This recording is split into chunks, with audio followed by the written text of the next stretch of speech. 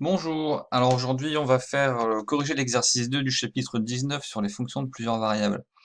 Donc on commence par définir une fonction f de deux variables x et y de la façon suivante. Elle est définie sur grand A, alors grand A c'est la partie définie par x positif, y positif et xy non nul. Donc on fait un petit dessin, on dessine la partie grand A, donc en fait c'est un quart de plan ici, il y a les deux droites mais il n'y a pas le point 0. Bien. Et donc le but, c'est en fait d'étudier les limites de la fonction f selon plusieurs parties de A. Bien. Alors, bon, tout d'abord, vous regardez la définition de f, donc c'est un quotient. Le dénominateur, c'est une fonction qui est polynomiale en x et y, et ça ne s'annule pas sur A, parce qu'on ne peut pas avoir x et y nuls. D'accord. Le numérateur, eh bien, c'est une fonction, c'est un produit de fonctions usuelles. D'accord? La fonction qui a xy associé y, et la fonction qui a xy associée à la racine cubique, la racine carrée de x au cube, pardon. Donc c'est une fonction continue. Et voilà comment on montre de manière générale que des fonctions de plusieurs variables sont continues. C'est un peu comme pour les fonctions d'une variable, c'est-à-dire on dit que c'est des produits quotients de fonctions usuelles qui sont continues, même ici en fait mieux, hein, enfin là en l'occurrence, vous voyez que le dénominateur il est de classe C infini, puisqu'on peut dériver autant qu'on veut par rapport à x et par rapport à y. Bien. Alors, maintenant, le petit b, on cherche à étudier la limite de f selon la partie d lambda. Alors, d lambda, en fait, c'est pour dire que c'est une droite.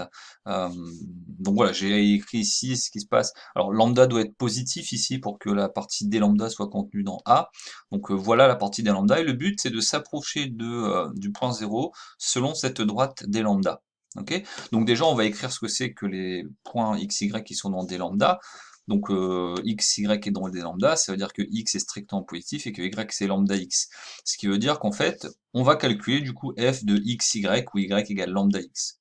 Donc pour x strictement positif, je fais mes calculs, donc j'obtiens ce quotient ici, je remarque que le numérateur tend vers 0, le dénominateur tend vers 1. Donc cette quantité tend vers 0 quand x tend vers 0. Autrement dit, ça veut dire que si je prends la limite de f de xy quand xy est dans A et xy tend vers 0, c'est pareil que la limite de f de x lambda x quand x tend vers 0, et donc c'est 0. Donc quand on s'approche de 0 selon cette droite, f tend vers 0. Ok. Et maintenant, on va s'approcher de 0 selon une autre partie. Donc on pose P, c'est l'ensemble des xy tel que y carré égale x. Bon, alors en fait, ça vous donne y égale racine de x. Bon, P c'est une parabole, hein. La fonction racine, sa courbe représentative, c'est une parabole. Donc on va s'approcher de 0 selon cette parabole ici. Alors j'écris que eh bien P du coup c'est l'ensemble des xy tels que